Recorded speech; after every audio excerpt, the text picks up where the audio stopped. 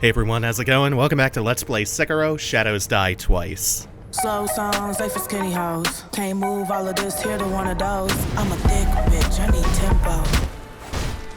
Round 2. This is the true corrupted monk. Remember, we fought one of these back in Mibu Village. It was guarding the wedding cave door. But she was some kind of apparition. You could pretty clearly tell she was entirely glowing blue. Now on this wooden bridge covered in these autumnal leaves, the real fight. God, that Hanya mask is so cool. Love Hanya masks and no masks. So that's one health bar done already. This boss has 3 health bars. You can really cheat the second one. She kind of goes all Murgo's wet nurse there and starts summoning teleporting shades. But it's all an illusion, because you can zero in on the one in the center, but you have a short window to do it. Now, this is where the real fight is. Moveset's very, very different from the one we fought in Mibu Village. It's just, you have to keep in mind, they established the connection in this way between these two places, and the wedding cave door and the divine realm and all of that. In immortality, she's infested by a centipede. Also, I think it's really telling that terror here is caused by just having a bunch of centipedes on you, because that's what that perilous attack is. Just builds up a bunch of terror by vomiting centipedes at you. That really jives with me, you know? That's why I think the kids nowadays, they call it big mood.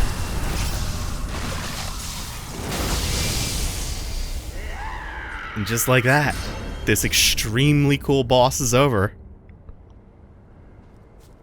But just think about that. The corrupted monk guarded the bridge leading to the Fountainhead Palace. A tally board carved from a large piece of jade. Possessing this increases the stocks that can be purchased in merchants' shops. Such a tally board is highly prized by the merchant class. Old custom dictates that those of dragon rank are recognized as supreme merchants by the Imperial Palace and should be given the best possible treatment. I thought jade is usually green. Now we'll go and sit and inspect the memory and get a little bit more information on... She seemed to be some kind of merchant, or at least of the noble class. The corrupted monk was among the infested, standing over the Fountainhead Palace. Indeed, immortality would seem a fitting quality for an eternal watcher of the palace. Her true name is Priestess Yao. So she was among the noble class, hired. She was a priestess. And look at this. This is one of the most gorgeous vistas, especially these weeping cherry blossoms. It's so pretty. It's so melancholy. Which is like Miyazaki's whole aesthetic. Dignity and decay, beauty and the forlorn, and vice versa. We are now in the Fountainhead Palace proper, and holy shit, this level is good.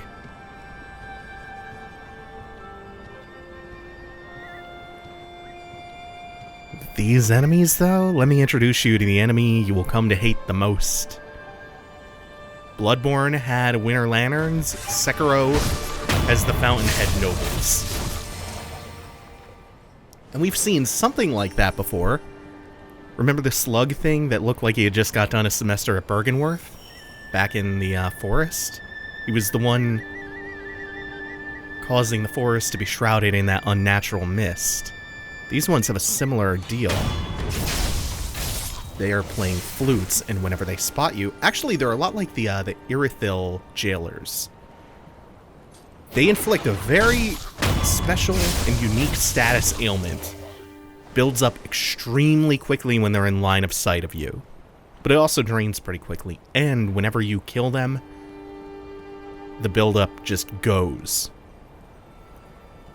But if it fills up completely, if you are afflicted with their status ailment, you become enfeebled. hopefully we won't have to see that happen. But you become unable to resurrect until it's over, and you become limited to like 5% of your max health. And you pretty much can't move for shit. So yeah, a lot of new enemy types here, aside from them. Got Fountainhead Archer and some Samurai here. And then there's also a Naginata variant of these. And that is not all. So, most levels use boss fights as punctuation marks. Usually it's an exclamation mark. And sometimes, like with Pinwheel, it's more of an ellipses. Corrupted Monk, though, that's how this level starts. I think that tells you a lot about what the developers expect from the player here, and how they differentiate this level.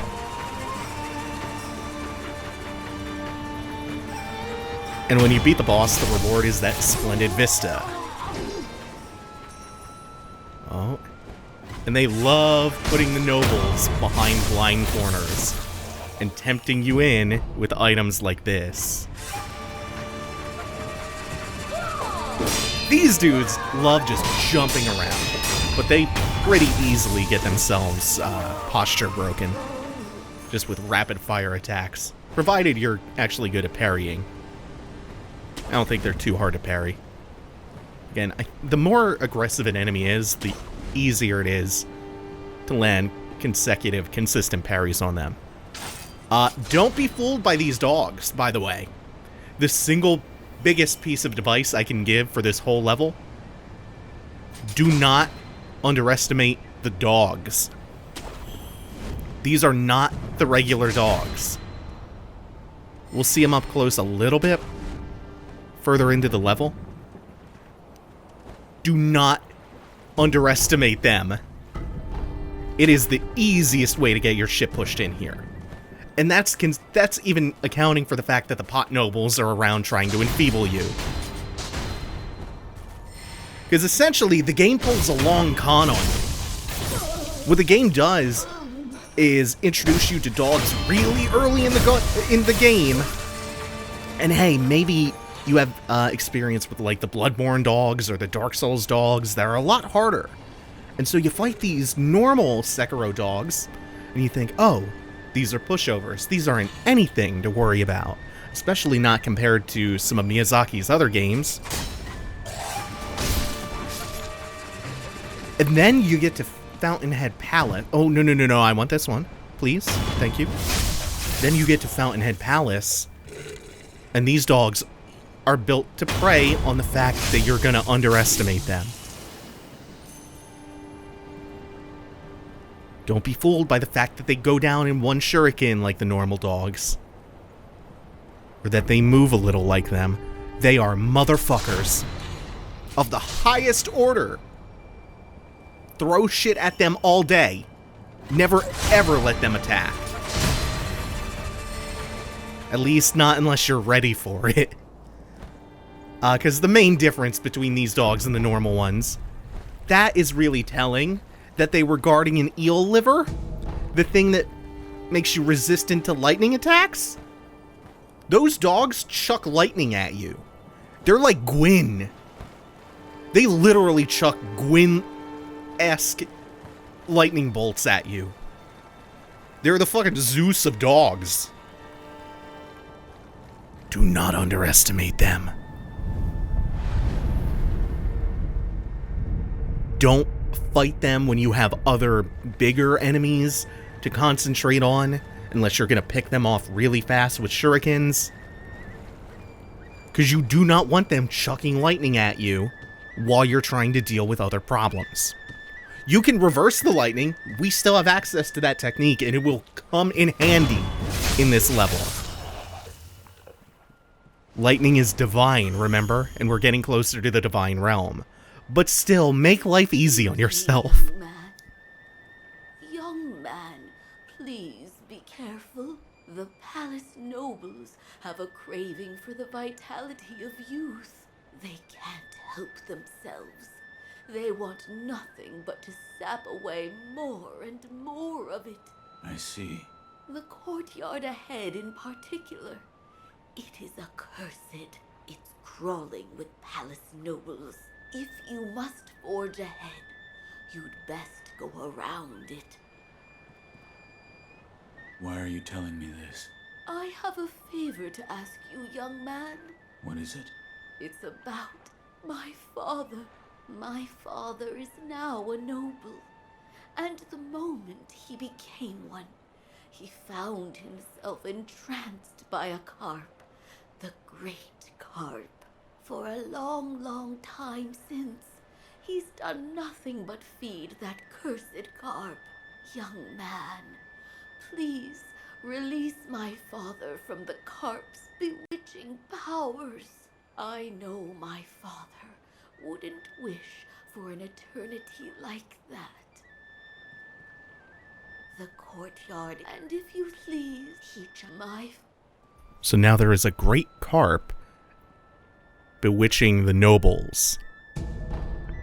Like she said, as soon as her father turned into a noble, he was entranced by the great carp. Oh! You see how fast that builds up? The moment they notice you. I think their conditions are a little bit more clear than the Irithil jailers, at least. It's also starting to lend context to the carp scales that we've been gathering, and the pot merchant in Hirata. His desire for the carp scales. We're approaching context for a lot of things that have been going on. Oh, shit! Uh-oh. See how little health I can work with? And how slow and feeble I am? And that's true death.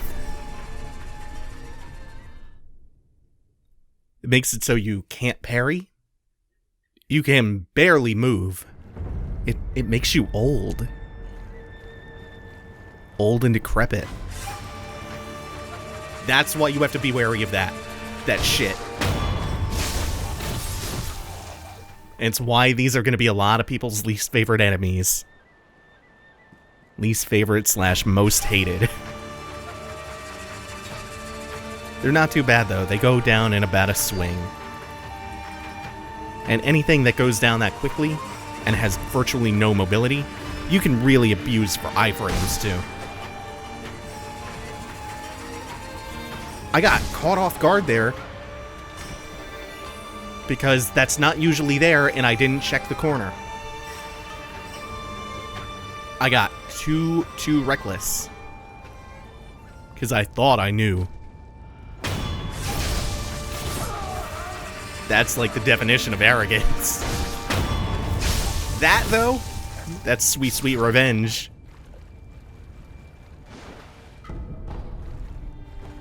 Going through Fountainhead Palace really benefits from having that perfect balance between complete disregard for your own safety and caution. Just finding that exact middle. Also, stealth really helps here. Like, you can stealth kill just about everything in this level. We hear the flute, so we know there's another. And even though there are two much sturdier enemies behind, this is the problem. So we drop kill that one. And then we can just parry the shit out of these. Kiryu, didn't quite get it done. Iframes. And now it's just down to one. And then there were none. Really quick way to dispatch 3 enemies. You just identify the biggest problem first. Alright. You're going to come this way, so we're going to get right behind it. You can usually sprint down a hall at them and just barely make it. Also, if you're enfeebled and you kill the one that enfeebles you, that will end the status ailment. Otherwise, you just have to wait it out for a long time. Which is much easier said than done, because once they enfeeble you, they tend to lunge at you. They'll pick up speed and do a perilous attack. At that point, you're kind of fucked. We still have so much of the courtyard left. So around the corner, we have another one. But also, that is a purple-clad enemy. A little bit different, this one with the naginata.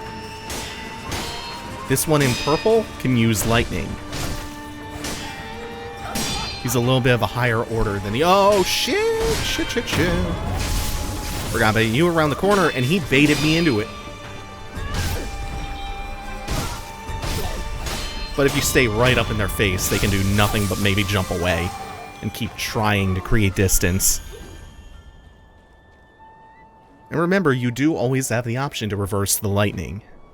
To reverse the lightning! Oh, it's so good! There are about 3 nobles just out here alone. Oh, this is nice.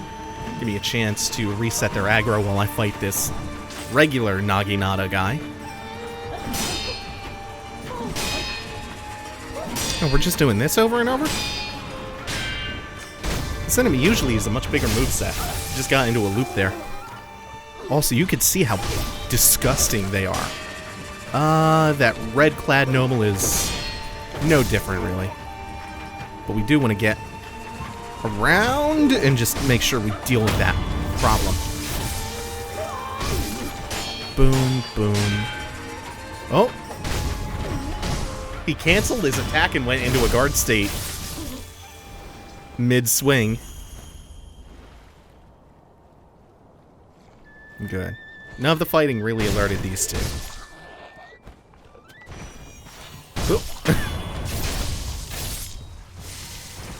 And the bright side of that, the really nice thing, is we preserved all of our spirit emblems throughout that fight. Because we're going to need those.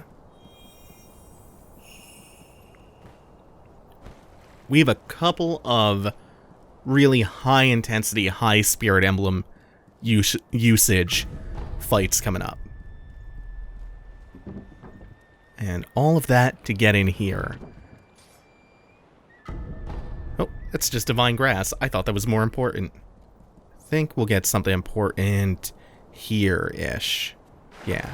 So we can dive down from this corner and come right up into a secret room where there are 3 treasure carp scales. 1, 2, and the third one, and a chest containing water of the palace, a cup filled with divine waters, drink popular with nobles of the palace. When a wedding procession arrives at the Fountainhead Palace, this is the drink they're greeted with. The nectar of the palace nobles. Go ahead, drink to your heart's content. Remember the high priest from Mibu Village and how everyone was obsessed with the water? The Fountainhead water, the sacred water?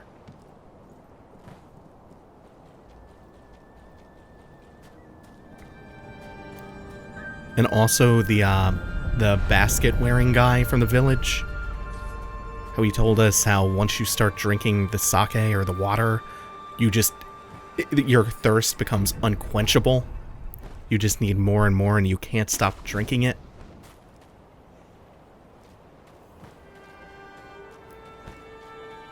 We're finally returning to those plot points. Fortunately, we're not gonna... Ooh. He spins a lot. Spins like he's got the hunter axe. Or she? Very hard to tell when they turned into disgusting slug people. Ah! Damn it. The archers can actually be some of the most annoying ones.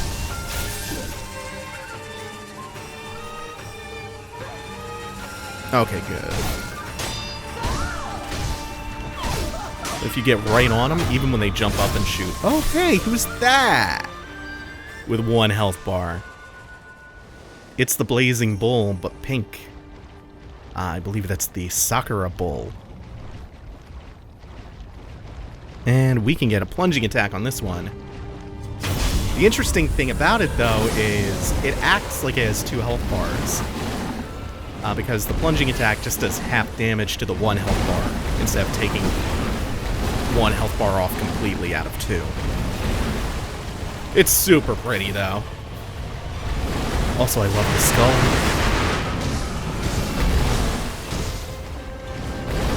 Yeah, it essentially is 2 health bars. It's just 1 health bar that's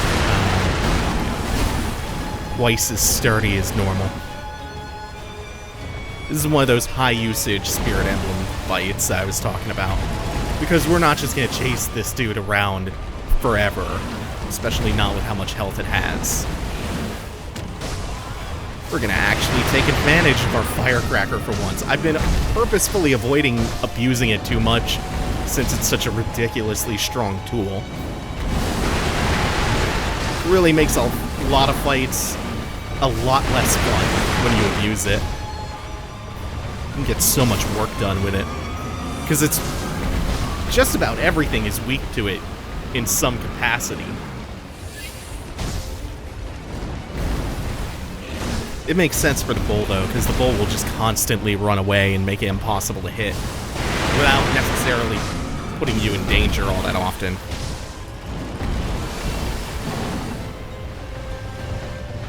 We're just gonna circle each other forever? Fine, have another Firecracker. That sort of stopped it.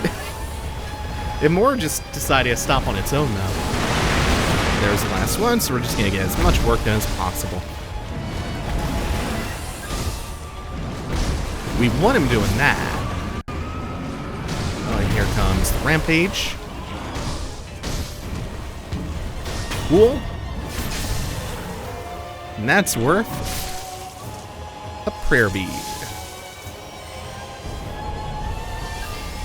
Ah, that's 4 out of 4, actually. And an extra Spirit Emblem that we can hold. A couple of items, like a pellet. And then there are 3 in the open area over here.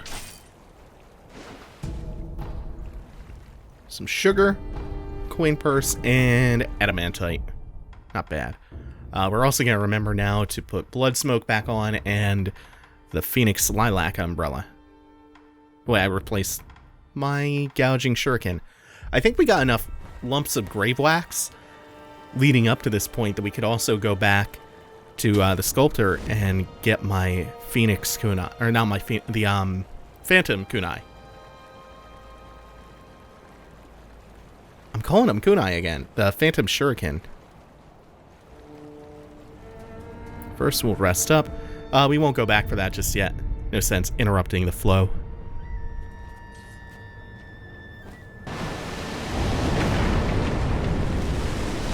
Well, hello.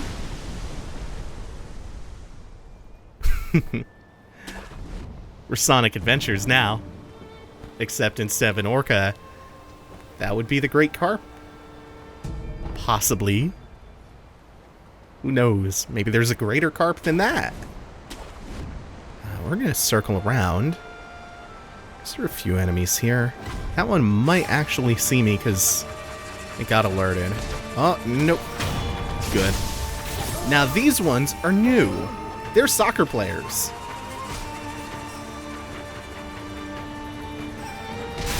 We have like, oh god, and they can kick you too. They have like bicycle kicks.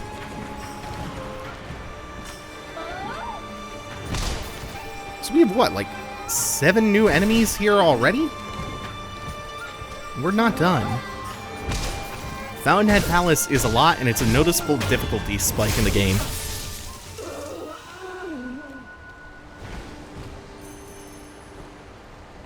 And it is also gorgeous.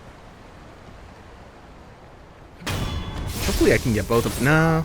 Oh well. I think these ones are a little more frail. Because they're mostly projectile based. I did draw the aggro of these two. Which isn't ideal because I would love to have gotten the kill on the dude with the bow first. I only took 3 shots.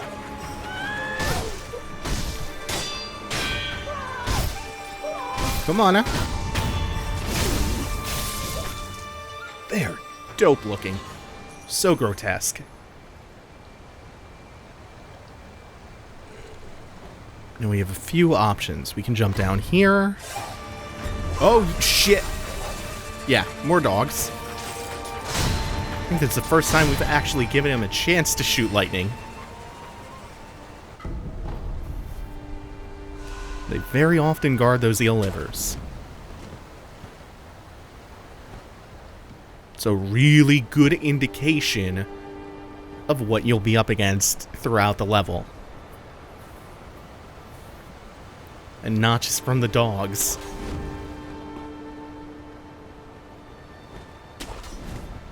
I don't recall there being anything important up here. Nope.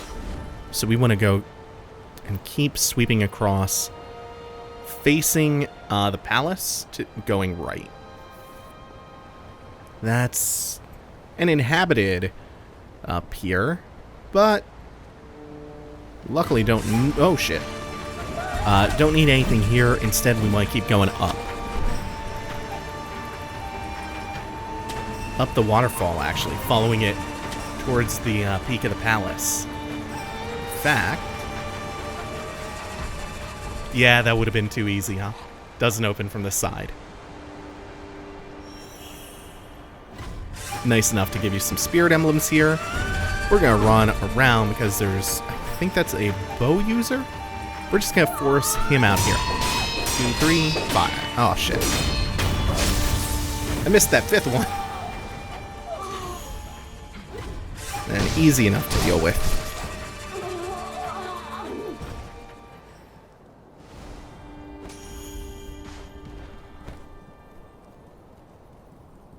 I'm going to run around the corners real quick and make sure I don't miss any items here. There's nothing super important. When we come to a prayer bead or a gourd seed or something, I'll most likely remember where all those are, but we're not there yet. Or any kind of, like, major item. This courtyard, though, there's 5 enemies that you can see. There's another 2 behind us. We're going to make liberal use of blood smoke. Backstab after backstab. And one more time to clear out the first 4. Then we'll run back to the archers behind.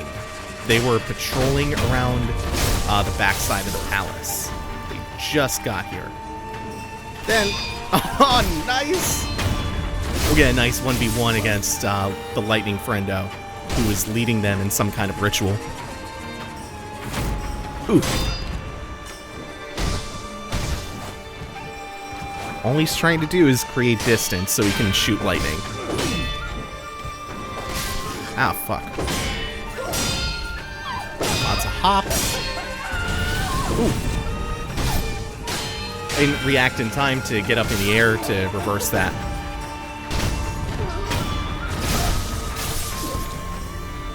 And I think we've gotten Dragon Spring Sake before. And that's just one more drink to share with all the NPCs.